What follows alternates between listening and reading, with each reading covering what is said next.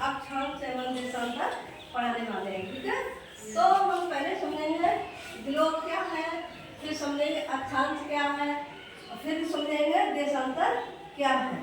तो पहले ये समझ लो ग्लोब क्या है। देखो ग्लोब, ये ग्लोब है ना, ये हमारी पृथ्वी का छोटा रूप है। क्या है? छोटा रूप। जो इतनी बड़ी पृथ्वी है उसको हम नहीं देख सकते, उसके बारे में इतना नहीं जान सकते। ठीक है, तो हमने पृथ्वी का ये छोटा रूप है, इसी को हम ग्लोब कहते हैं। इसको हम घुमा सकते हैं और इसमें जो चीज हम देखना चाहें उसको देख सकते हैं, अपनी नाप को इसमें मापन दे सकते हैं। इसके कलो हम पहले थोड़ा परिभाषा बताते हैं। ठीक है, ग्लोब पृथ्वी का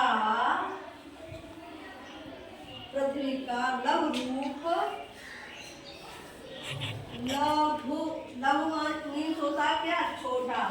ठीक है, लघु रूप में एक वास्तविक प्रतिरूप, वास्तविक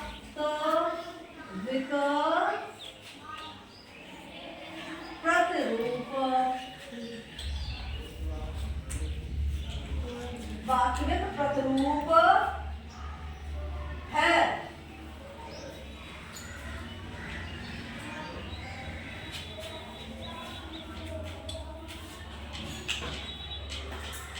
इसको हम अपने अक्ष पर घुमा सकते हैं। इसको हम अपने अक्ष पर घुमा सकते हैं।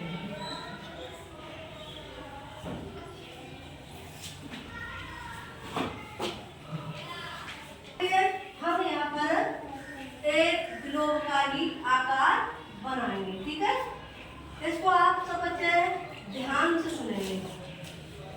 तो ये क्या बन गया हमारा? ये पृथ्वी यानी ग्लोब का रूप। ये क्या बन गया? ग्लोब का रूप। ठीक है, अब इसको हम दो भागों में ऐसे बांट देंगे, तो हमारी पृथ्वी का एक हिस्सा ये बन गया, एक हिस्सा ये बन गया। तो इसको हम क्या कहते हैं? उत्तरी गोलार्ध। क्या कहेंगे? उत्तरी गोलार्ध। गोलार्ध ऐसे उत्तरी गोलार्ध। इसको हम कहेंगे दक्षिणी गोलार्ध। क्या कहेंगे? दक्षिणी गोलार्ध। दक्षिणी गोलार्ध। अब हमें पता लग गया हमारे पृथ्वी काल्पनिक एक रेखा खींची जाती है, इसको हम भूमध्य रेखा भी कहते हैं। क्या कहते हैं? भूमध्य रेखा। भूमध्य रेखा, इसको हम कहते हैं भूमध्य रेखा। हमारा उत्तरी गोलार्ध, दक्षिणी गोलार्ध। इसी तरह से हम जानेंगे कि हमारा क्या है? उत्तरी भाग है पूरा, तो ये उत्तरी ध्रुव हो गया। क्या हो गया?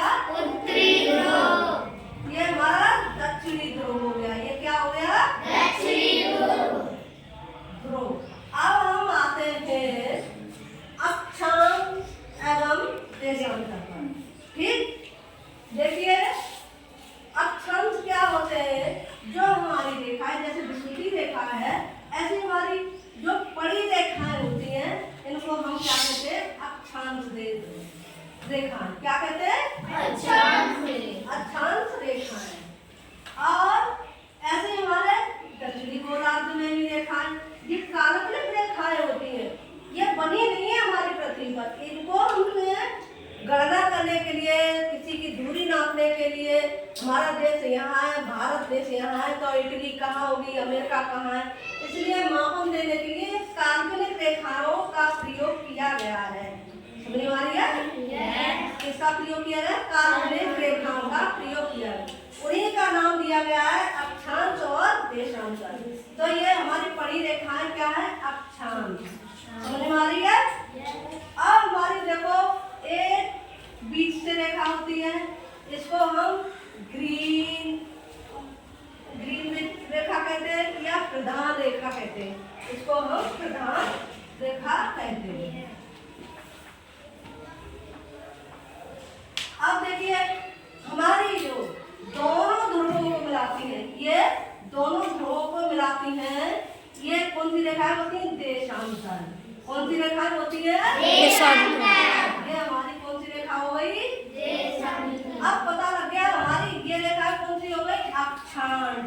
कौन सी रेखा हो गई? अक्षांश।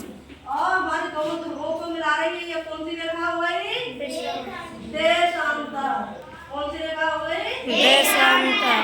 बस अब इसी आधार पर आप समझते रहेंगे अक्षांश क्या है। अब आगे और पाठ बढ़ाएंगे, उसमें अक्षांश देशांतर बार बार आएंगे, इसलिए आपको ये पहले बता दिया है जिससे आपको कंफ्यूजन न हो।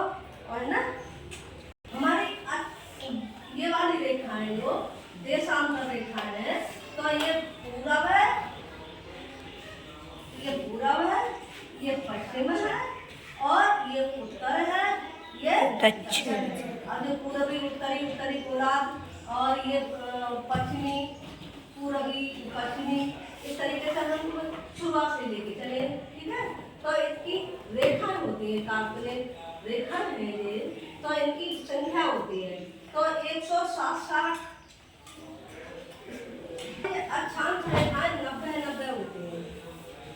हमारी अक्षांश रेखाएं 90-90 होती है और ये देशांतर रेखाएं यहाँ से ये रेखाएं 180 होती है, इधर भी 180 होती है, तो कुल मिलाकर 360 होती है। ऐसी इनकी कुल मिलाकर